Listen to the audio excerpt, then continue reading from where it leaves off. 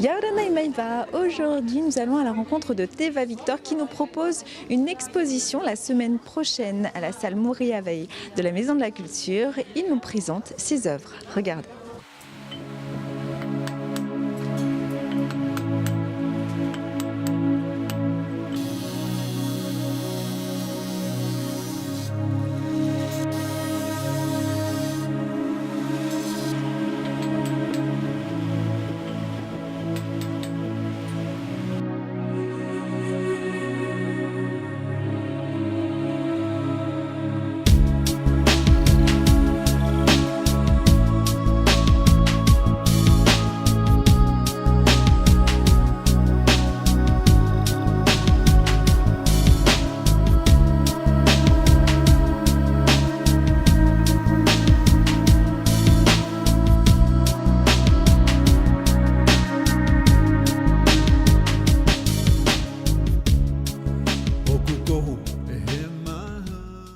Si l'année dernière, vous n'avez pas pu apprécier les pièces de Teva Victor, c'est parce qu'il a travaillé sur des œuvres monumentales.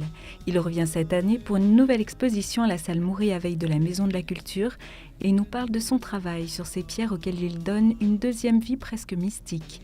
Il laisse le mana de la matière le guider.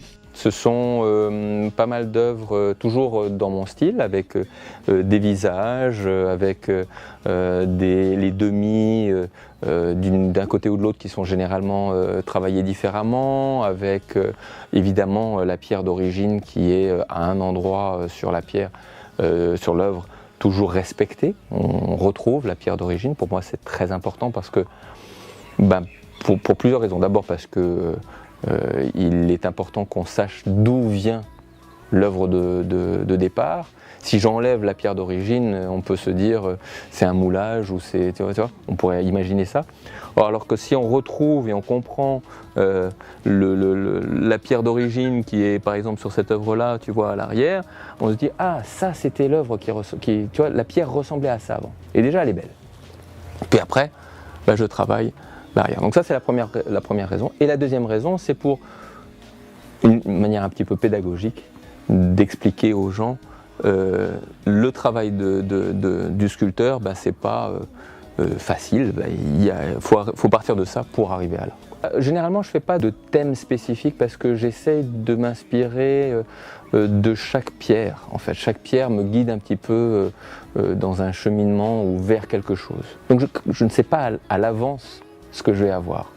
Et parfois, il y a certaines années où j'ai exposé, il y avait pas mal de cohérence, c'est-à-dire que pas mal de pierres se regroupaient, on pouvait dire ah tiens, c'est plutôt dans ce style-là ou dans ce thème-là.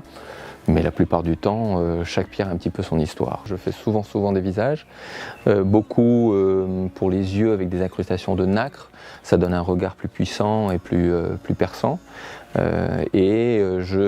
Je travaille l'œuvre jusqu'à ce qu'elle puisse me regarder aussi, qu'il y a une sorte de puissance dans le regard. Donc tant que j'ai pas trop ça, je continue et puis je vois. C'est la forme de la pierre évidemment qui m'inspire pour y donner une forme, une idée. Donc la forme en elle-même est très importante. Et puis après, c'est aussi le dialogue en quelque sorte que j'ai avec la pierre en elle-même quand je commence à travailler.